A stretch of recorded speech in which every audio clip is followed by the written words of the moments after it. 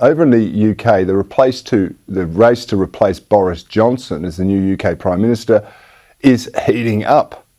And what's been so wonderful to see is the emergence of actually conservative candidates like Suella Braverman or Kemi Badenoch.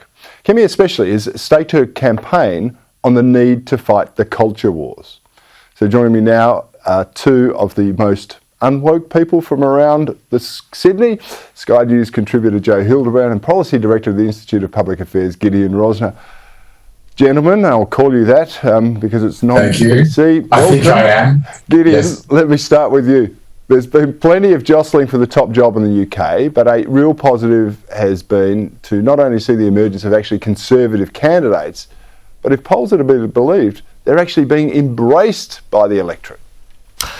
Well, that's right. But look, it's very easy to burnish your Conservative credentials when you're talking to your own people and when you need to win the votes of rank-and-file Conservative Party members. I've seen too many people, and some of these candidates might be different, who say the right things, appeal to the party, and then go off and start listening to people from Whitehall and stakeholders and so on. Just like politicians here in Australia do. We often pre-select and elect people who seem good. They make a great maiden speech and you never hear from them again. So I will believe it when I see it. But the candidate you mentioned who has staked her campaign on being for the culture wars is now 5th on Sportsbet and 9-1.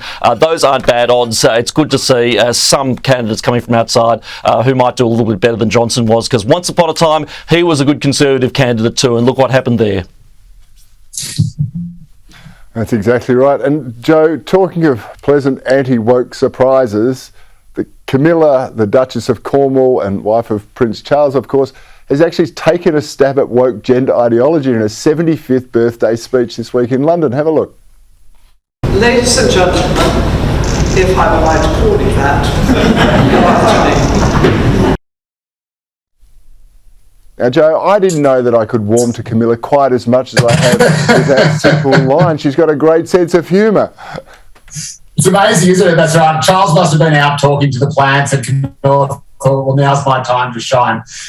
Look, it is good, and I think it is actually emblematic of where most people find themselves at the moment. I think the crazy sort of identity politics obsessed left has gone so far. I mean, it's gone so far around the world. It's actually come around the other side and outflanked, say, what are they called? Intersectional feminists on the right who are suddenly saying, well, hang on a minute, this is just another man trying to take my job. So I think Camilla is perhaps speaking to that, although I'm not sure if she's quite the Catherine Deves of London that we may see her be. But I think the left and the woke left are certainly eating themselves, and that's very welcome. And it's interesting that the saviour of the Conservative Party in the UK could be a young black woman, because, of course, often it takes someone on who seems to be on the other side of politics to do something good on the side that they need to do it. And you think of John Howard doing things like gun control or securing the independence of East Timor. These are things that if a left Prime Minister had have done, they would have thought he was a dangerous radical. But Howard, as a Conservative, was able to do it. On the flip side, you saw Julia Gillard, for example, be pigeonholed and stapled to a lot of Conservative positions, because if she had have spoken out, she would have been declared a witch and burned at the stake. Oh, they were the days, weren't they, when politics was really heavily charged, Joe.